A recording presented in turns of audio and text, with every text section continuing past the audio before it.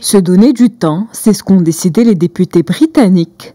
Reporter la date du Brexit, une idée à laquelle s'était toujours opposée Theresa May, mais qui pourtant refait surface aujourd'hui. Une idée que l'Europe se dit prête à accepter, à condition d'avoir la certitude de sortir de l'impasse. L'accord de retrait ne peut être renégocié.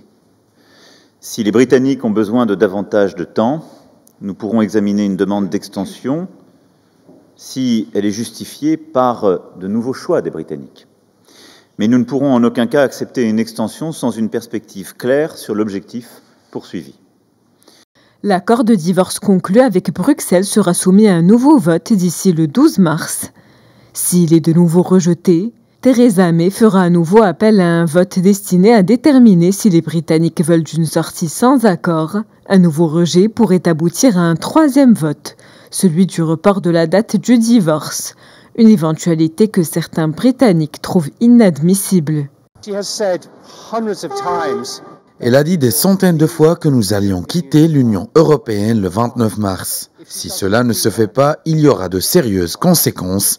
Elle aura rompu sa promesse. La loi stipule aussi que nous devons quitter l'Europe à cette date. Ce qui me fait peur, c'est que les choses continuent à traîner sans aucune nouvelle perspective.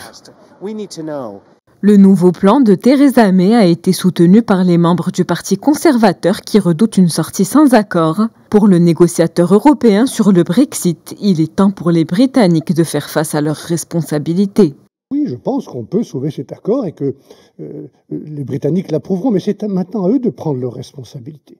C'est au gouvernement britannique, aux parlementaires britanniques, d'assumer les conséquences des décisions qu'ils ont prises et que nous regrettons. Une sortie sans accord impacterait fortement l'économie du Royaume-Uni. Conséquence, durant les 15 prochaines années, le taux de croissance de l'économie britannique risque de chuter de 9% par rapport à celui espéré en cas de maintien dans l'Union européenne.